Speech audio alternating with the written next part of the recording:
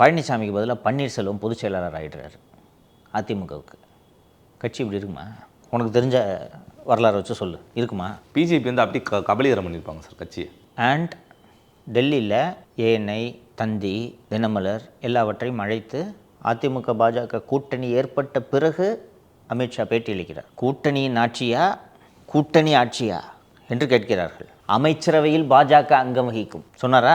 மறுநாள் எடப்பாடி பழனிசாமிகிட்ட மைக்கு போடும்போது என்ன சொன்னார்? 200க்கு மேலே நாங்கள் ஜெயிச்சு ஆட்சியை பிடிப்பு தனிப்பெரும்பான்மையோடு அதிமுக ஆட்சி அமைக்கும் சொல்லுவார பன்னீர். ஏன் இன்றைக்கி இந்த கட்சி இருக்குது? பழனிசாமியால் இருக்குது. பன்னீர்செல்வம் இதே மாதிரி அமித்ஷா கிட்ட பேட்டி கொடுத்துருக்காரு. பன்னீர்செல்வத்திட்ட மைக்கு போட்டால் என்ன சொல்லுவார்? அவர் தவறு இல்லையேன்னு. இவர் மகனும் சேர்ந்து 21 தேர்தலில் 50 சீட்டு கொடுக்கலாம் நாங்கள் பிஜேபிக்கு, தெரியுமா? கூட்டணி தான், அவங்க தயவில் தான் கட்சி இருக்குது அன்றைக்கி. அப்போ பேச்சுவார்த்தை நடத்துகிற பழனிசாமியை 19 விட்டு மாறல, தெரியுமா? அதனால் இயற்கை தானாக தலைவர்களை தேர்ந்தெடுத்து கொள்ளும். நேச்சுரல் செலெக்ஷன் சொல்லுவாங்க ஆங்கிலத்தில். He's a natural selection.